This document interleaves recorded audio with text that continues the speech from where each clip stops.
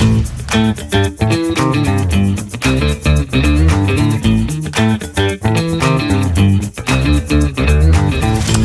guys, welcome to this, I think the first in hopefully many discussions to come. And today we're going to be discussing the EU withdrawal function and how it's more than simply a button.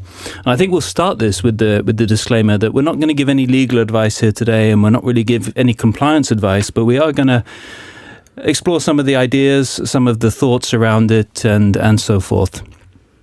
Now, the EU withdrawal function, it became a live requirement from the 19th of June, 2026. And at first glance, it sounds like a relatively simple compliance change. That's adding a button, let the customer cancel, and job done. But what we're going to be looking at today is that it's much bigger than that, actually. So while the customer might only see, the button or the link, the retailer has to manage everything behind it: the order data, delivery status, item eligibility, return flows, refunds, customer service, warehouse process. The list goes on. And there's also a commercial point to this as well, that the customer already has the right to withdraw. So it's really taking the right that they've already had and putting that to the forefront, right, and giving them greater ease of accessibility to that function. And I think that's a good segue to kick off by, should we do some very quick intros first of all, just going around the table here to my left, and we'll go around. Christian, I'm the compliance function within nShift.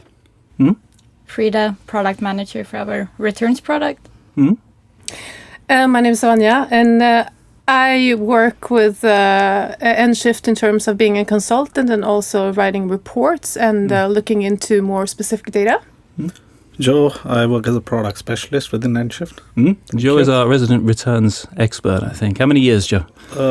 Doing returns 8 years, but nShift 5 years, I guess. Yeah.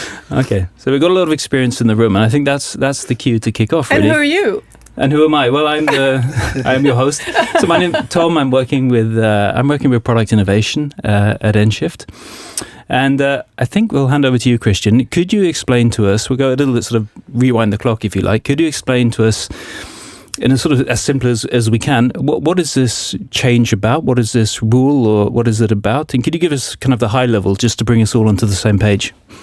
I think it covers much what you already said, Thomas, but in a way, it's, as you say, the withdrawal button or withdrawal function. It's actually a way of correcting a previous legislation where you had a right to withdraw, and you regulated the rights of the consumers in the market for distance agreements. But what didn't work was that, yes, you had a right to withdraw and so on, but you couldn't actually exercise it because e-tailers and so on added friction, made it difficult to withdraw. So now the legislator, the EU, has said, well, actually, so much is done online, so we need to have this working. And then they added a number of rather detailed requirements to reduce the space for avoiding fulfilling this functionality. So this is kind of providing clarity, really, or sharpening up something that has existed, but putting it really, what would you say? But making it clear about how that functionality should be presented to a potential customer. So not in the bottom of an FAQ or however it might have been done before, but making sure this is easily accessible. Is that the right interpretation? Yeah, exactly. So and it's very clear, and you probably read a lot about this in other areas, but it's like it needs to be clearly visible. It needs to be there all the time. You can't hide it behind a login function, etc., etc. So there is a number of requirements, very specific. And then what happens is that everyone is focusing on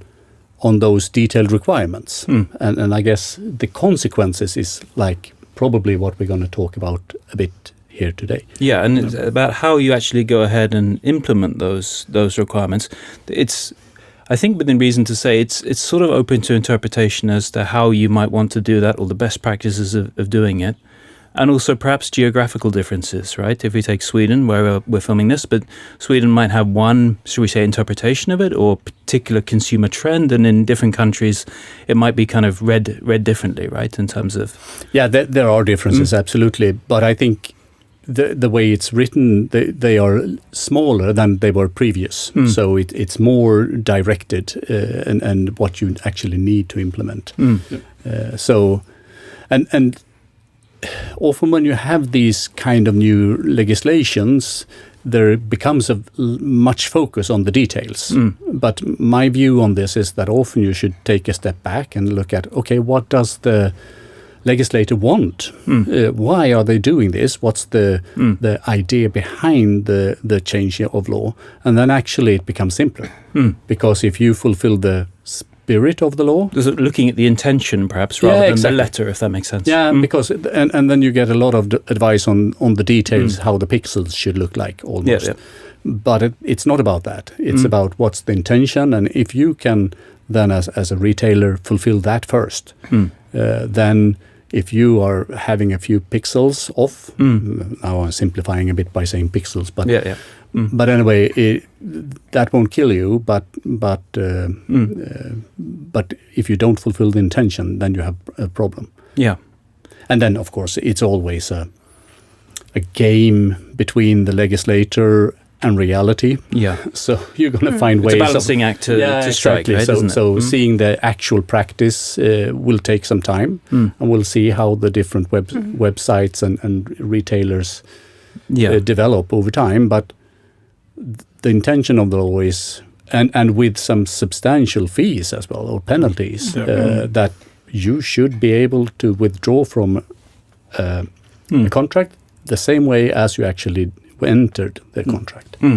It's also, I think, when you talk about the severity of the law, where they are talking about if you don't fulfill the obligations, it can be like the return window or the withdrawal window should be open for a year or 18 months. So that's how the severity goes, along with the money or the punishment money, if we call it. That's kind of also is tied along with the law. Absolutely. I can add a little bit to the cross-border, because, as we said, it can be different in different countries. And I think especially Germany, and I think Norway also, they're particularly really into this. And what the general recommendation is, what I've understood, is that it can be very local, how you do things, and you're supposed to do things the local way, because a consumer can make a local complaint. And the recommendation is therefore that comply to the harsher restrictions than doing the general EU idea of it all. So that's something to think about. I think something I'd be interested in unpacking. So we've already kind of this. So this has existed. This what would you call it? This consumer right has existed, and as you say, Christian, what this sort of solidifies is actually making how it's presented to the potential customer. So with that in mind, that this has to be presented in a clear and fair way to the consumer. And I'm going to sort of lean back, Joe, and I think one of the what takeaways you might call it is it's clear. I think offering that or making it clear to the consumer during checkout that returns is accessible and available, that's proven to actually increase conversion because it increases confidence, it increases a sense of safety, and so on.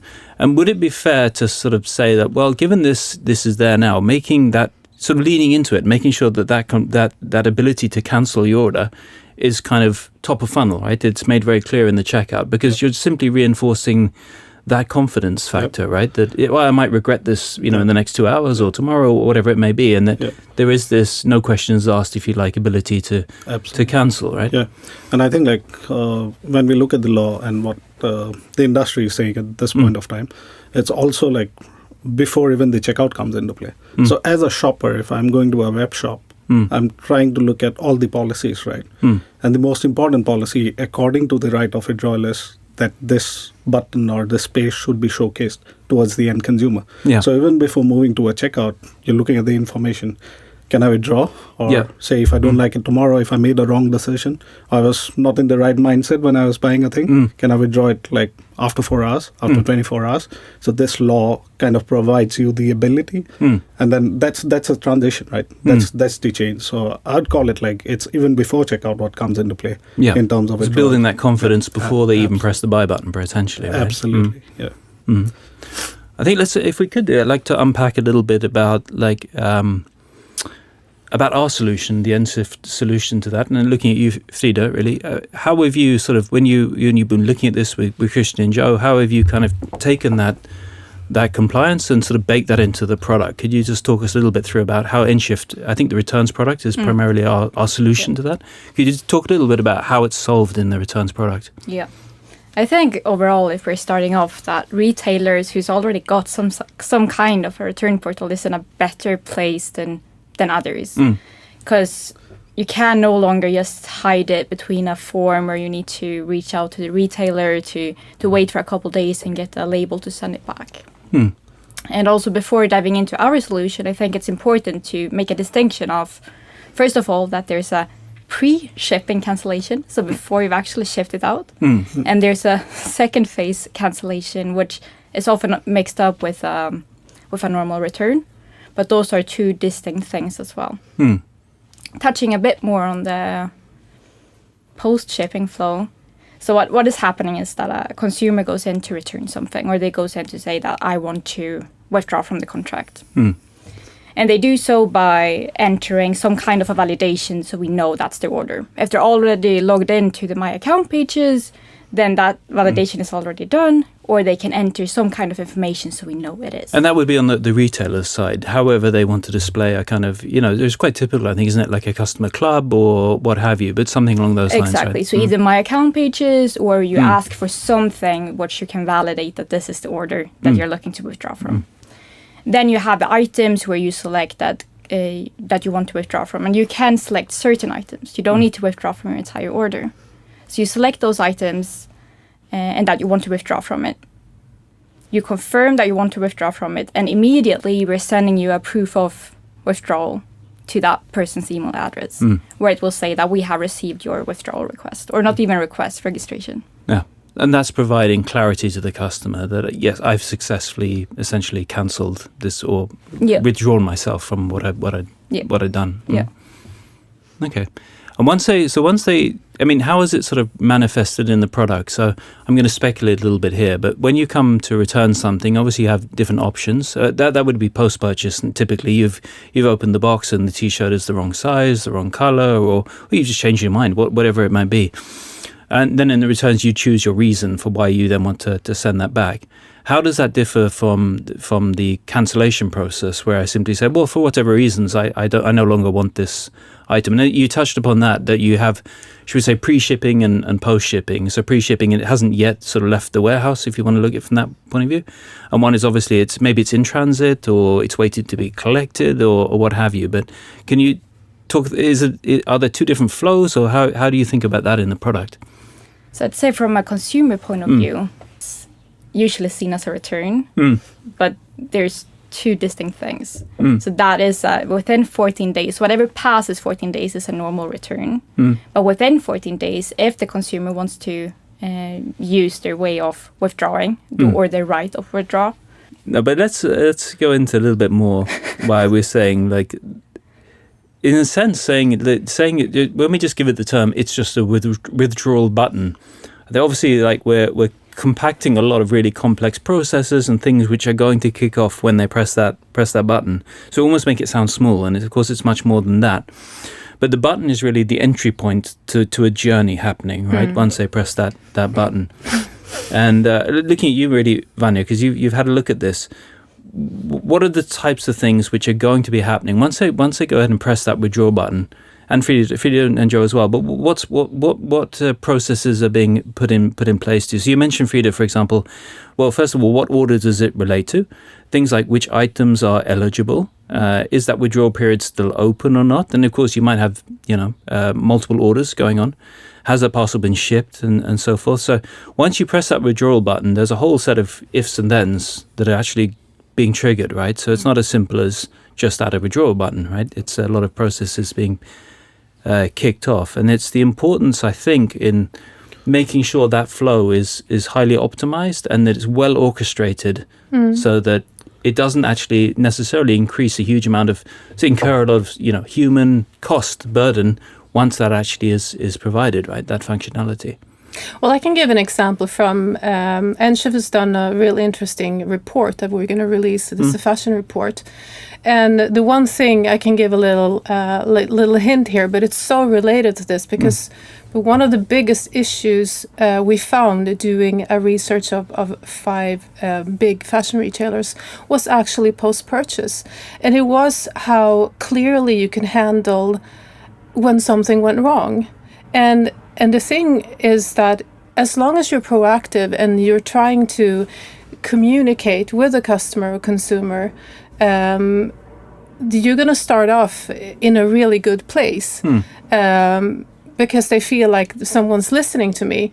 And if something goes wrong, they're going to be very forgiving. But what this report proved that if you don't communicate and they feel like something went wrong, it's silent, they did something wrong with my order, but I really didn't get any feedback. And it's really like a process of things happening and unraveling. And that's when you lose the customer. So in this case, this is like the next level of you need to have your things together, because this is going to make things more complicated for the retailer if they don't have like a solid communicative like process. And if this falls up, if you really are weak right now and you add this on top, then according to this report, you're going to have really, really negative reviews because it's the human response from the consumers. They don't want to have surprises. So I think this is clearly a thing where you can actually do something about, and it will make a huge impact in your sales. So having a system or like having different processes communicate with each other is going to be more important than ever before. And I was thinking, if you do a straight implementation of this directive from a regulatory perspective, and you just implement this button, you wire it through your system to the return desk, and there is a poor person sitting there with manual processes, that's bound for disaster. And you're just piling up, and then and what's worse is that then you can even get complaints and create like there can be a real pressure point there. So it's a compounding like if it's bad already or if there's not a process, this is just really going to accelerate and compound existing problems, really amplify them is the word, right? We learned something. I'm sorry, Frida, did you want to say something? No, you go ahead. We learned something else from this other report that helps us in this discussion, and it's about everything that's automated. Because the next layer on top of this is when you automate a process, and it's a difference if the retailer has made a mistake or if the consumer has made a mistake. But it showed that if you treat the consumer as, it could be either one. It's like the same thing complies either way.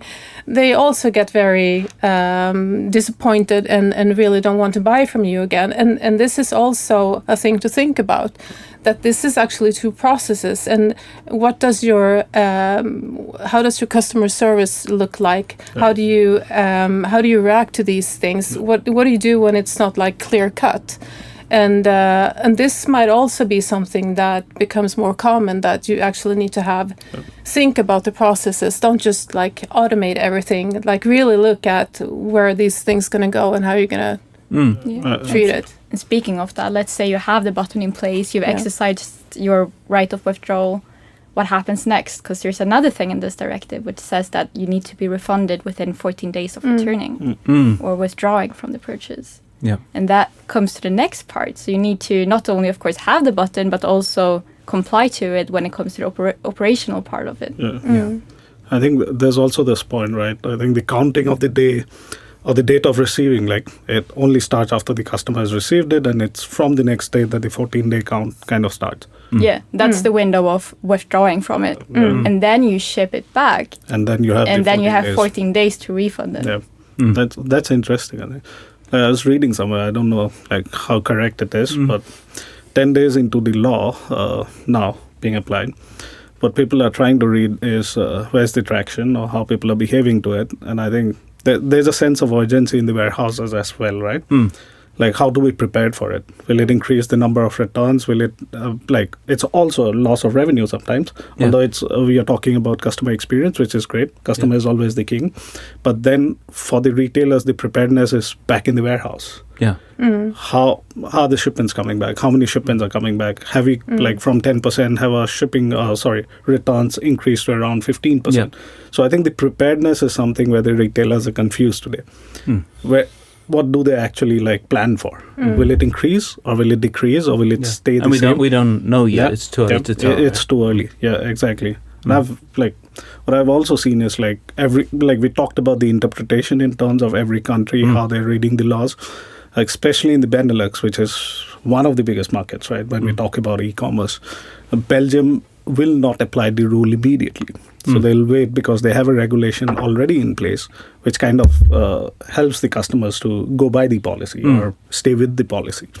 So I think there's like markets reacting in a different way as well. Yeah. But also I think on a larger scale, it's anyone or any retailer, if their shipments are touching Europe, that means they'll have to put this across. Rather they are selling it from the US or UK, it doesn't really matter. So I think it's in a hindsight, I think it's a dangerous thing to predict, Joe, I suppose. But if we come back to sort of the beginning when we said that adding obviously this right to withdraw button and placing that, as you mentioned, even perhaps before you're actually stepping through the checkout, but just making sure that this is leaning into it, as we talked about, making sure this is clear. But we don't know yet. Presumably, it feels like a good bet to say that should also increase conversions because you're going to feel more confident in it. And that might offset the potential trend in increased cancellation. So on the one hand, yes, people will be more inclined to withdraw more, less friction. On the flip side is there might be more conversions taking place. So it might balance itself out. Remains to be seen, right? As to how the real life kind of judges this, really. In my experience, many such changes gets a lot of attention initially, and then you kind of forget about it, and then it grows. So I think we're just started the clock. I think there is time to adjust, but I think next year at the same time, then you're going to see the effect in the market. I think it takes time. I mean, a delayed effect from actually making this sort of ever present to the consumer, and then how the authorities need to catch up. They need to start finding they give a grace period to start with, and then it takes a little while, and then you get the first cases, and it takes a while to go through their systems, and so in a year or two, then you're really going to see the effect. What would be your sort of finger on the pulse, Christian, when it comes to, obviously, so this June 19th, this came into force, if you like. So there will be a lot of kind of best efforts out there, and still finding the best practice is the way of saying it, but it will be deployed in some form or other. What's your kind of gut feeling as to the sort of state of the nation? Obviously, we talked about it differs by different countries and geographies, what have you. So what's your general kind of take for? We go back a little. Were retailers ready for this when they actually rolled this out? And what do you think the state of play is? I know it's an impossible question, but what would be based upon your experience of compliance and when laws are rolled into force, what's your kind of guesstimate of the lay of the land at the moment? I don't have a lot of data points on it, but I mean, I would say that there are always those that are early on it, but what I tend to see is that these initiatives die off. We survived. The initial reaction wasn't that many returns, etc., and so on. That's because the consumers haven't really picked up on it anyway and changed their behavior. So I think it's a longer run than you think. But the effect is often larger than you think. So that presumably, I think it probably a safe bet to say during peak, during say seasonal sales and what have you, that's when this might be amplified, right? That's when it really might. Because obviously we've unpacked previously that say during the Christmas period, obviously you have a peak and then you have a second peak, which is the returns. And this is going to kind of compound that, right? Because then they also have a cancellation ability as well, right? As well. So. And you might have purchased things speculative. So you get your hands on it, and then you get it cheaper somewhere else, and then you return that one, and we're going to have new consumer behaviors, I think, that will probably trigger and enhance some of these effects. But as you say, it's a learning process for the consumer as well. So while they've always had that right, it may have not been top of mind. Let's say that is available to you, right? And it will be now. No, and it has been too much of a hassle. So you exactly. And I'd say the amount of questions we got just days prior to this taking place on the June 19th, and also the hype in the market overall, I think that shows the readiness was not really there from a merchant's perspective. And I think we've seen that before as well, that it usually comes a bit after or just days before. But if we go down that kind of, a question I think for all of us really is, but when we talk about this, what does a good customer journey, what does it look like? What does it feel like? So we have the law mandates certain things, but going above and beyond that, what do we envisage is a good customer journey there? I'd say that it's clearly labeled already on the website on how you can withdraw from the contract. No questions asked. Yeah. And also already before you even want to exercise your right of withdrawal, you need to be informed. We haven't really touched on it, but you're also, if you're returning your entire order and there was a shipping cost attached to it, you also need to refund that. But you can still charge a return fee, given that you've informed the customer prior to them purchasing that there will be a return fee. Yeah. So I'd say that all communication upfront is there and it's in place. And when you want to withdraw from your contract, it should be easy. You should just click the button. If you're already logged in, you select what you want to withdraw from. You confirm your withdrawal, and you get an immediate proof of your withdrawal. That's my take on it. What do you see, Vanja? I think it's going to be important for some retailers, for example, handling like furniture, like bulky items. And if you often, for example, if you order furniture, you order your fabric, you kind of specialize it and do it like you order it for your use. It's like an individual stamp on it. And then it needs to be clear that that's nothing you can do a withdrawal on. That's like different rule applies, but it could feel. But it's easy to just think if I buy it and then I don't want it anymore. But I think those at those time it needs to also be clear that that's not included in this. It's an exception from the rule. So I guess more from those retailers with bulky items, it's going to be a little bit more difficult for them. We see that also, like again, nShift research here, but we see that they have more issues with returns because it's more difficult. It's more difficult to return bulky items. It's hard as it is, but put this on top of everything, I think they're going to have a little bit of a tougher time than others. But really be clear what's included in this and what's the exceptions. You know what else to put on top of it? No. Usually when you order from a furniture company, you might order like a sofa and you might order a pillow. And the pillow is already in stock, but the sofa is in stock 12 weeks later. So it's shipped in different parcels, which also means that the withdrawal period should be calculated differently. Oh, yeah. And this is a personal experience. I'm not specific, but frustration with pillows. But Joe, I think in various kind of webinars and things we've discussed that the importance of returns data, right? As in terms of being a feedback loop. So things like, for argument's sake, if a T-shirt is continually being returned because perhaps the color of what's actually kind of in the box is not spot on with what's on the web page, right? Just to take a simple example. Yeah.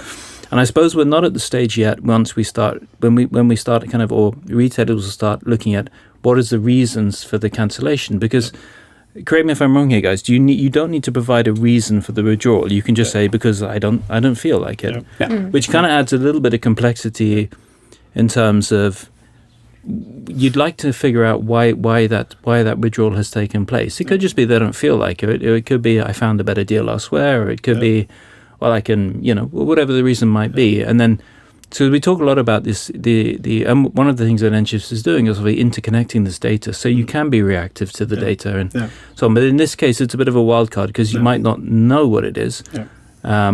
But voluntarily, I think can that information be asked as to why they'd want to return it? So probably a thing to be thinking about as a retailer would be to, although it's not mandatory, to try to collate the reason for the withdrawal, so that then they can become reactive to mitigate whatever reason that might be. Right? Absolutely. I think like Christian mentioned, in terms of the consumer behavior, right? I think it's still early days. All of us, we don't know how this is going to turn out. And for the retailers, it's even more tougher without the reason. But I think like the consumer behavior will certainly change. There'll be some people who will withdraw because there's a chance of withdrawing. But there'll be some people who have made mistakes in the past will not make mistakes again. Like they are withdrawing from the right thing or the right contract.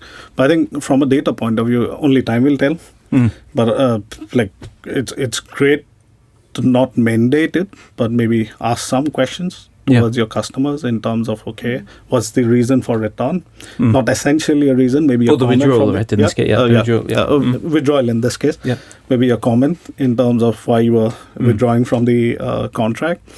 But I think like still in terms of what system you're using or what system is in place, you'll still get to see the data, right? And like some products might still be obvious where you'll get the data, then probably you'll go back and tell your supplier, okay, maybe I need to change the product, or maybe I need to change stitching in the product or something like that. But I think, with all the products, it might not be the same thing. We might, for a very long time, maybe like till people understand why it's being withdrawn, without necessarily being known why it's being withdrawn from. Now I'm like just blah-blahing. But the point is, what I'm trying to say here is, I think, for a good amount of time, they might not know the real reason why something is returned. But I think with every transition or every change, there comes a point where you start reacting to the main reactions of why. At some point, you find the answer. And maybe the answer to this is by looking at the products that's coming back in the warehouse. Or studying the consumer behavior. Is it a repeat offender? Is the same person kind of buying from my web shop and withdrawing every time? Then maybe you need to make decisions. So it could be something as kind of non-binary as, I don't know, the confirmation email doesn't feel good, right? You feel uncertain about it. A good example being, I'm not sure about the delivery time frame on this, right? That might be a cause for withdrawal, probably. Which might give you the indicator that email needs to be branded and sharpened up and so forth. Right? Absolutely. I think we are talking about notifying the customers, right? Like, in this stage, you're starting quite early in terms of notifying your customers. And then it's all about the customer loyalty or the customer loop. And when you're studying that loyalty or the loop itself, then you're bound to go through the behavior in terms of how these customers have been behaving. I think eventually there might be about customer analytics as well. Like, is it fraud? Is it it the right behavior from now on? So, I think, guys, should we try to we've gone through some of the points here. I think I'll do my best to try to sort of summarize it into some best practices. And looking at you, Christian, saying this is not compliance advice and it's certainly not legal advice, but these are things that I think are probably relevant and should be top of mind. And I think the number one, well, in no particular order, but let's say one is leaning in. Obviously, there is going to be the withdrawal / cancellation button. And we're saying, Joe, that leveraging that and actually putting that not just in checkout, but even pre-checkout, maybe even going above and beyond what the requirement is to actually use that as a conversion lever to increase trust, to increase confidence, to make the most of that, if you like, right? Yeah, absolutely. And I think that the second point that we touched upon is about operational. What would you call it? Operational optimization. So presumably there will be more withdrawals just by making that button. And we hope and we'll see that the increased conversions are sort of calibrated to that. But making sure there is, as Vanja was looking at, there is operational excellence to make sure that throughout that process that it works smoothly, because that is going to be a compounding effect. During peak and what have you, with increased cancellations becomes increased overhead. And we mentioned, for example, making sure that the refund, that sounds like a particularly key point, making sure that refund is smooth and efficient and takes place within that window, right, when it needs to happen. Can I just add something there? That I think this is also an excellent opportunity for partners to grow. For example, like having a good partner like nShift as a customer, because this is all new. And since some data is now going to be nullified, we won't know why they want to withdraw, for example. And I think that might create other needs. And there's going to be, like you were talking about, like more new patterns is coming up. And I think for products like this to develop, there needs to be communication. Like we need to solve new problems, and like so the customers and the retails will be happy. So the feedback is going to be incredibly important to kind of build on the new processes. So real encourage to talk to whatever delivery platform you're using. So it doesn't stop here. No, we're going to grow from here. Which kind of brings us into the third point there, which would be, as we just mentioned, Joe, the capturing the reason for that withdrawal as best as can be done. Obviously, it would be voluntary information, but then that would also and ultimately sort of become part of that. Also, in the same ballpark as returns, a feedback loop as to why that withdrawal is taking place.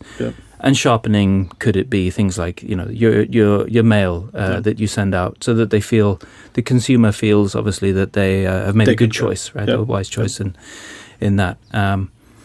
And then is there anything else I think we should be looking to unpack here? No, I just reinforce the point that it's now there's a lot of focus on this, but the effect will come over time. So don't lose sight of it. Keep on tracking how this develops, and then also build out your functions. When I mean, for example, what's your what do you estimate for the peak period? I mean, have you really prepared, or are you going to end up with a surprise? Not saying disaster, it depends. We don't know that, but you should at least be prepared, so you see how that develops. Good, guys. Thank you very much for your time today. I think this was interesting. I think we've explored this topic, and I look forward to we'll see us all on the next one, I hope, and we'll be looking at some more functions and features. Right. Yes. But thank you very much for your time. Thank you. Thank you. Thank you. Thank you.